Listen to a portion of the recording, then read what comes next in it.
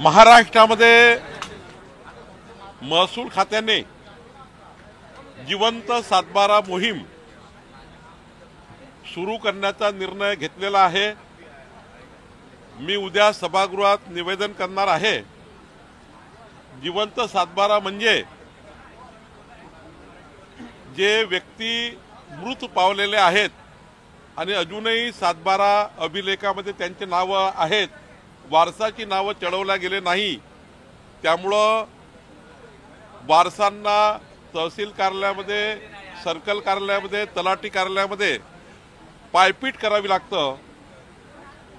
त्यामुळे महसूल विभाग आता कॅम्प लावून टाइम बाउंड कार्यक्रमामध्ये 3 महिन्याच्या आतमध्ये संपूर्ण राज्यामध्ये जिवंत सातबारा म्हणजे मृत व्यक्तीचे नाव कमी करून त्यांच्या वारसाचे नाव हे अभिलेखामध्ये सातबारामध्ये आणण्याचा एक टाइम बाउंड कार्यक्रम आम्ही करतो आहे। बुलढाणा जिल्ह्यामध्ये चिखली तालुक्यामध्ये हा कार्यक्रम पूर्ण झाला आहे।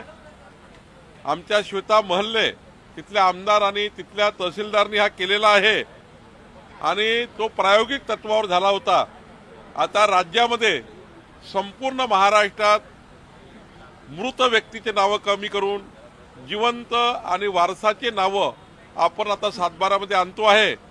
जिवंत सातबारा मोहीम ही महाराष्ट्रामध्ये सुरू होते आहे। पुढच्या 3 महिन्यामध्ये सर्व अभिलेख हे जिवंत व्यक्तीच्या नावाने असणार आहे।